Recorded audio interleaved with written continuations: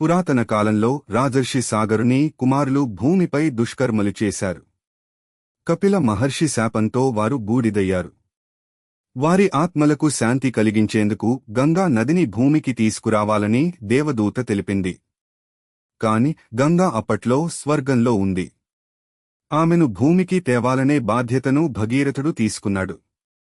అతడు ఇంద్రపురికి వెళ్లి గంగా మాతను తపస్సుతో ప్రసన్నమయ్యాడు.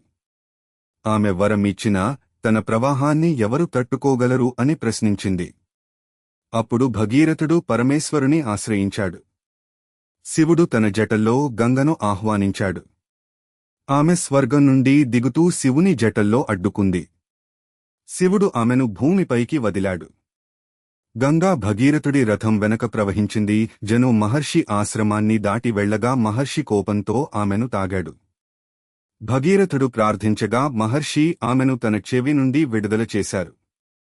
అప్పటినుండి ఆమెకు జనవి అనే పేరు వచ్చింది. తరువాత భగీరథుడు తన పితృదేవతలపై గంగ జలాన్ని ప్రవహించాడు. వారి ఆత్మలు విముక్తయ్యాయి. అప్పటినుండి ఈ ప్రయత్నం భగీరథ ప్రయత్నంగా ప్రసిద్ధి పొందింది. వైశాఖ శుద్ధ షష్ఠి రోజున గంగా ఉత్పత్తి జరిగినట్లు పురాణకథ చెబుతుంది. ఈ రోజు గంగ స్నానం వల్ల పాపాలు తొలగిపోతాయని భక్తుల నమ్మకం. అందుకే ప్రజలు ఈ రోజు గంగ జలంతో తలస్నానం చేస్తారు. గంగమ్మను స్మరిస్తారు. ఆమె పవిత్ర ప్రవాహానికి శిరసు వంచి నమస్కరిస్తారు.